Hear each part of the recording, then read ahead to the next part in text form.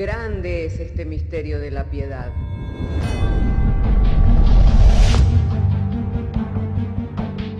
Si se destruyeran los fundamentos, ¿qué ha de hacer el justo? Porque con un solo sacrificio hizo perfecto para siempre a los santificados. Justificados por la fe, tenemos paz para con Dios. Juntamente con Él nos resucitó y nos hizo sentar en los lugares celestiales con Cristo Jesús. Fundados Y firmes en la fe, tenemos paz para con Dios. Bienaventurados los pobres en espíritu, porque de ellos es el reino de los cielos. Bienaventurados los que lloran, porque ellos recibirán consolación. Bienaventurados los mansos, porque ellos recibirán la tierra por heredad. Bienaventurados los que tienen hambre y sed de justicia, porque ellos serán saciados. Bienaventurados los misericordiosos, porque ellos alcanzarán misericordia. Bienaventurados los de limpio corazón, porque ellos verán a Dios. Bienaventurados los pacificadores, porque ellos serán llamados hijos de Dios. Bienaventurados los que padecen persecución por causa de la justicia, porque de ellos es el reino de los cielos. Bienaventurados sois cuando por mi causa os vituperen y os persigan, y digan toda clase de mal contra vosotros mintiendo. Gozaos y alegraos, porque vuestro galardón es grande en los cielos.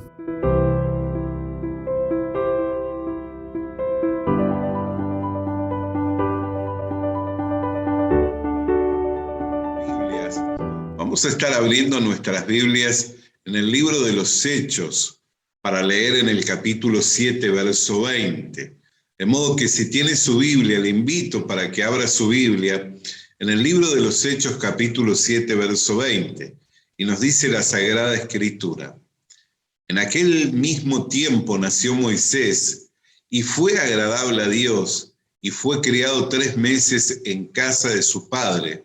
Pero siendo expuesto a la muerte, la hija de Faraón le recogió y le crió como a hijo suyo. Y fue enseñado Moisés en toda la sabiduría de los egipcios, y era poderoso en sus palabras y obras. Y cuando hubo cumplido la edad de 40 años, le vino al corazón el visitar a sus hermanos, los hijos de Israel. Y al ver que uno era maltratado, lo defendió, hiriendo al egipcio, vengó al oprimido.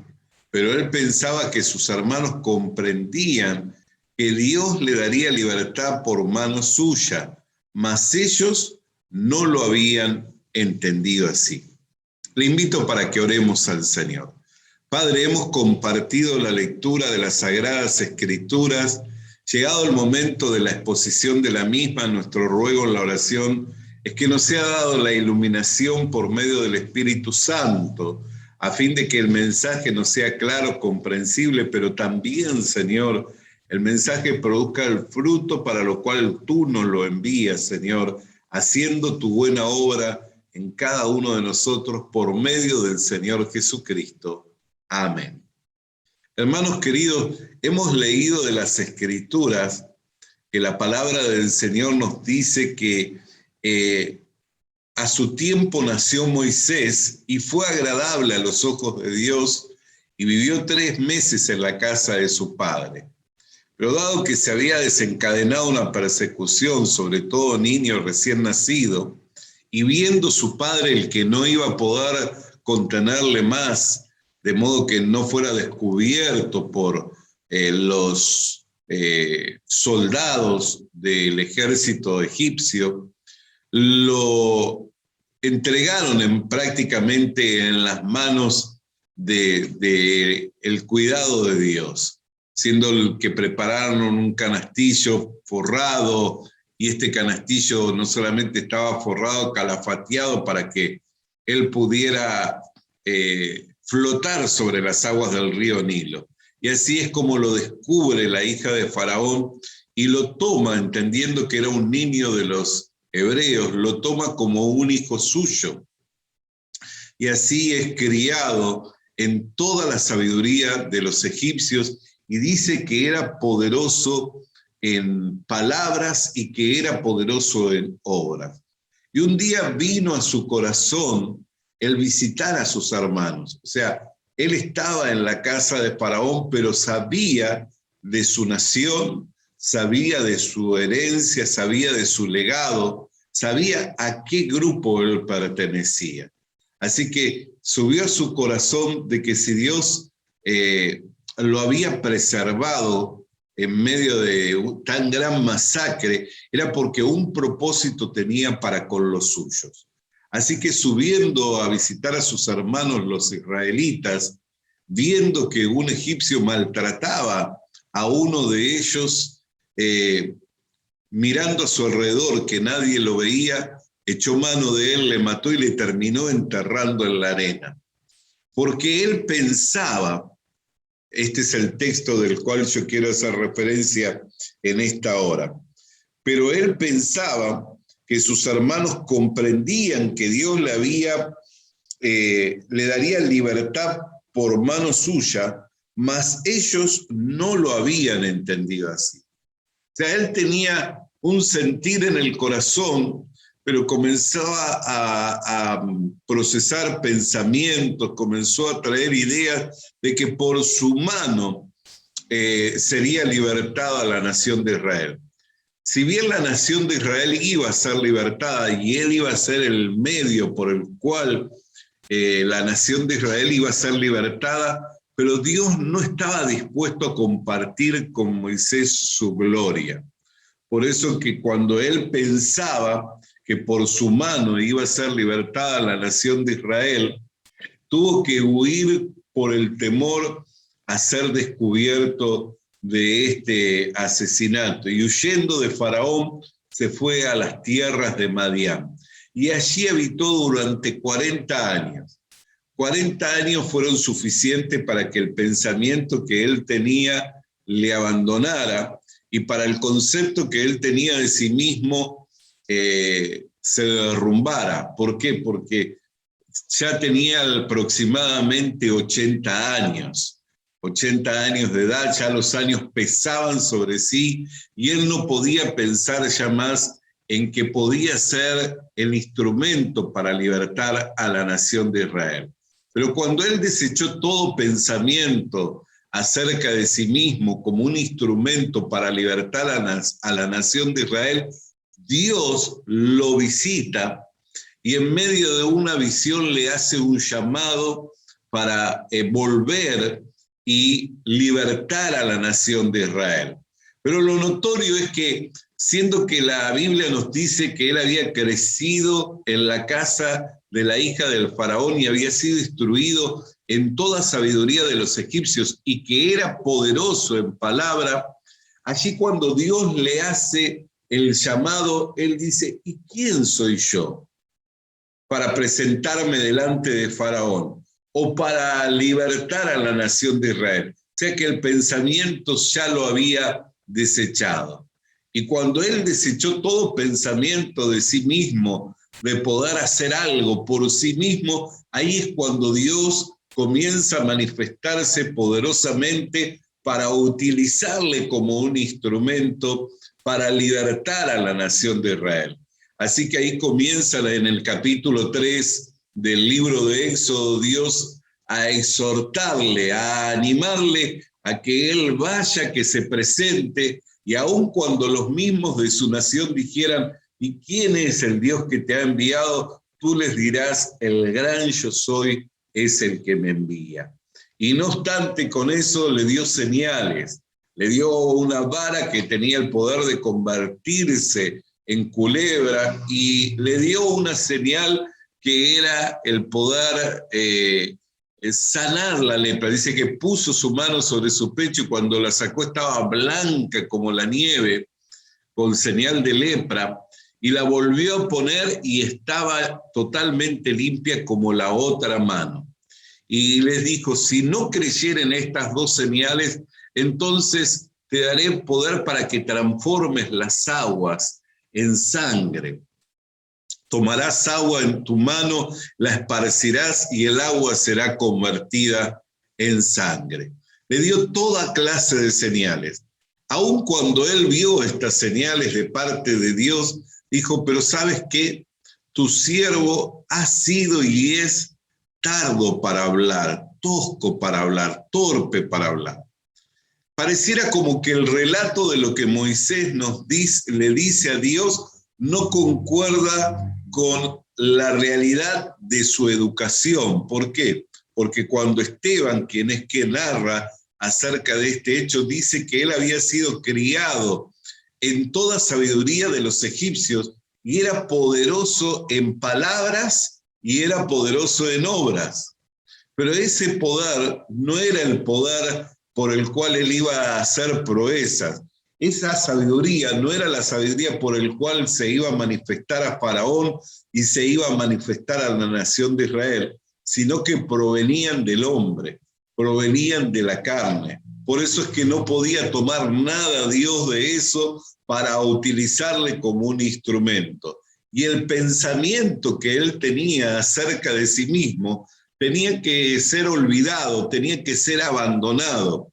Y cuando fue olvidado, cuando él abandonó el pensamiento que tenía acerca de sí mismo, que por su mano Dios libraría a la nación de Israel, ahí es cuando Dios le hace el llamado.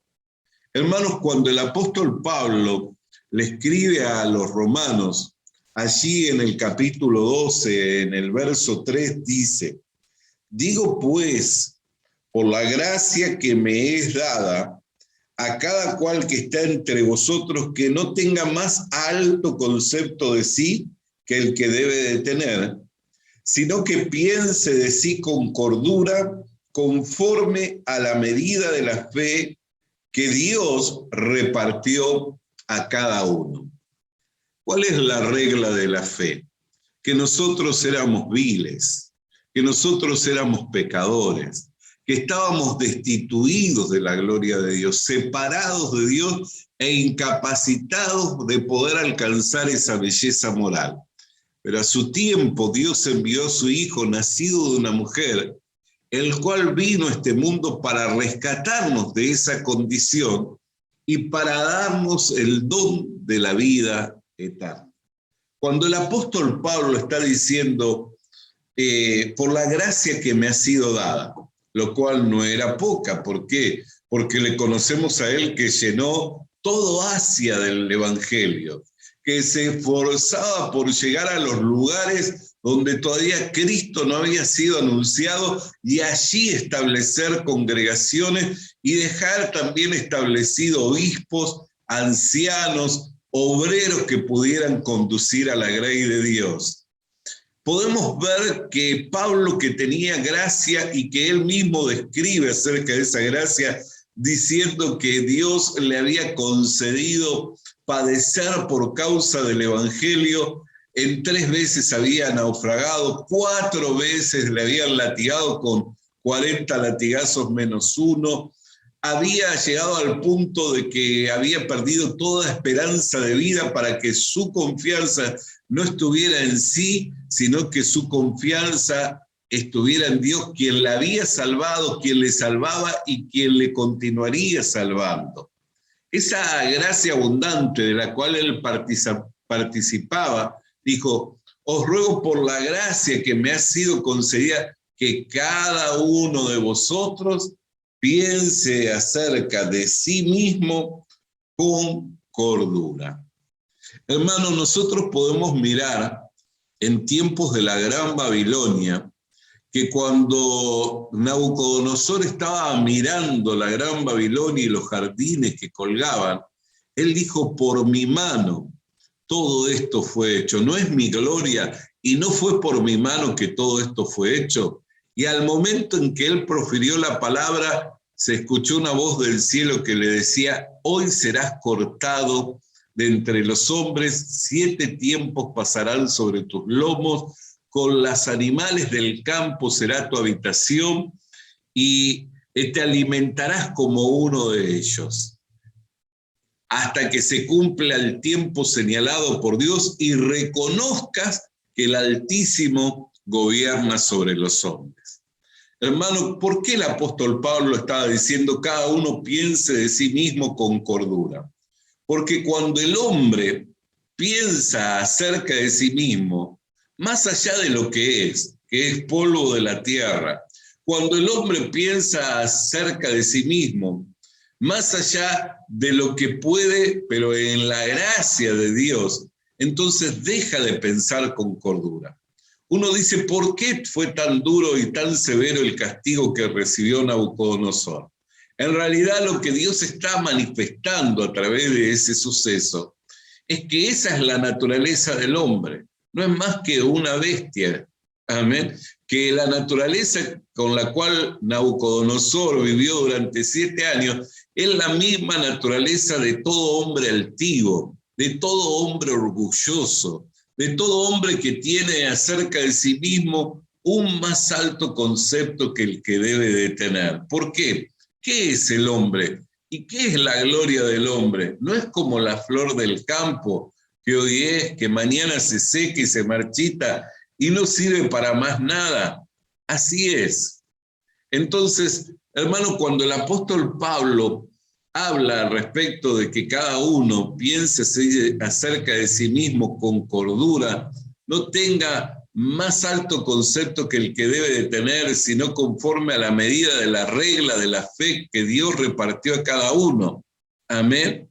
Nos está advirtiendo de no caer en la altivez de espíritu, en la soberbia, en donde se cumple el perjuicio o se cumple la palabra que dice que el soberbio es resistido y el perjuicio para el altivo es su caída.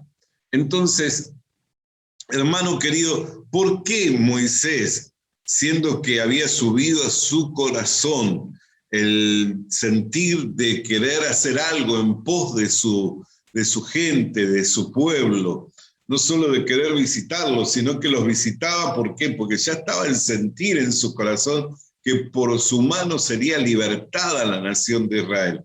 ¿Por qué se tardó 40 años en el desierto de Madián? Para que él desechara el pensamiento, para que desechara la idea de que iba a ser él, o que por su virtud, o porque su capacidad. ¿Por qué? Porque el que iba a hacer la obra no era él, sino que iba a ser Dios. Dios era el que con mano poderosa iba a sacar a la nación de Israel debajo del yugo del faraón con grandes señales y con grandes prodigios. Por eso cuando abandonó toda idea diciendo, ¿quién soy yo para presentarme al faraón? ¿Quién soy yo para libertar a la nación de Israel? ¿Por qué me habrían de oír los israelitas? Y cuando me preguntaren quién es el que me envía, ¿cómo sabré responder yo? Y aún con las señales que tú me das, sigo siendo desde antes y lo mismo ahora, un hombre tosco, un hombre que no tiene palabras. Todo su relato es una descripción completamente distinta a lo que era su formación. Pero la formación que él recibió entre los egipcios no era la que Dios iba a usar y de la cual se iba a valer para usarle como un instrumento, sino que Dios iba a usarle y se iba a valer de él como un instrumento cuando él abandonara toda idea y todo pensamiento acerca de sí mismo, de como que él es alguien, de como que él podría hacer algo, y cuando él abandonara toda idea y todo pensamiento, Dios entonces sería glorificado. Así también nosotros, cuando somos enviados a hacer una obra, cuando se nos confía una labor, no confiemos en nosotros mismos, pensando por nosotros mismos que algo podremos hacer, sino confiemos en Dios, que es el que nos llamó. Confiemos en Dios, que es el que se manifiesta con gracia por medio de los humildes, que se manifiesta con gracia por medio de aquellos que no tienen más alto concepto de sí mismo que el que deben de tener. Hermano, pensemos conforme a la regla por medida que nos fue dado por medio de la fe, para que no caigamos en el error en el cual Moisés le llevó 40 años de desierto para poder ser el instrumento que podría ser usado por Dios. Todos nosotros también en medio de estos tiempos tenemos una labor, una tarea a la cual fuimos llamados, pero no pensemos que va a ser por nuestra sabiduría, que pensemos que va a ser por nuestras capacidades, por nuestras virtudes, sino que si algo vamos a hacer y si algo somos, es porque Dios va a valerse de nosotros como instrumento y Él será el que sea glorificado. Y mediante ese pensamiento salgamos adelante haciendo las obras para las cuales Dios nos ha llamado. Le invito para orar en esta tarde. Querido Dios, querido Padre, queremos darte gracias, Señor, porque nos instruyes por tu palabra, para que no tengamos más alto pensamiento de nosotros como pensemos, Señor, con cordura, sino que podamos pensar conforme a la regla por medida que nos fue dada, Señor. Mediante la fe tú nos rescataste, estando en el reino de las tinieblas, sumidos, siendo esclavos del pecado, nos libertaste y nos diste vida nueva, juntamente con Cristo. No es nuestra la virtud, ni es nuestra el poder, ni es nuestra la fortaleza, sino que todo te pertenece a ti y nos has hecho participante por medio de promesas, mediante la fe, para que hoy, Señor, podamos caminar por fe y así podamos estar en medio de estos tiempos manifestando tu gracia y tu verdad en el nombre de Jesús. Amén. Hermana querida y hermano querido, que esta palabra le haya servido para alentarle en su corazón.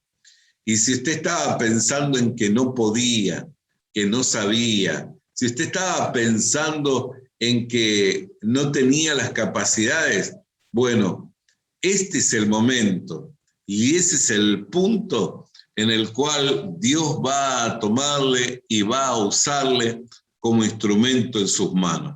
Cuando nosotros abandonamos la idea y el pensamiento de que por nosotros mismos vamos a poder hacer algo o que tenemos alguna capacidad o virtud, ahí es el momento en cuando Dios va a glorificar su nombre. Así que le quiero alentar por medio de esta palabra para que pueda tener fortaleza en hacer la obra de Dios, pero no las fuerzas que vienen de uno, sino las fuerzas que provienen del Señor. Visita nuestras redes sociales. Visita nuestras redes sociales. Suscríbete activando la campanita. Suscríbete activando la campanita. Comparte con nosotros el mensaje de la palabra de Dios. Comparte con nosotros el mensaje de la palabra de Dios.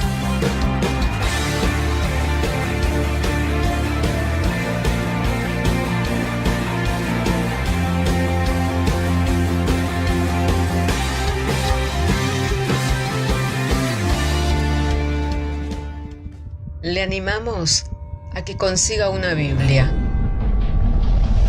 porque en ella encuentra la mente de Dios, el estado del hombre, el camino de salvación, la muerte de los pecadores y la felicidad de los creyentes. Sus doctrinas son santas, sus mandamientos son obligatorios, sus historias son verdad y sus decisiones inalterables. Léala para ser sabio, crea en ella para ser salvo y póngala en práctica para ser santo. Ella contiene luz para guiarle, alimento para reforzarle y consuelo para alentarle. La Biblia es el mapa del viajero, el bastón del peregrino, la brújula del piloto, la espada del soldado y la carta del cristiano. Le animamos a que consiga una Biblia,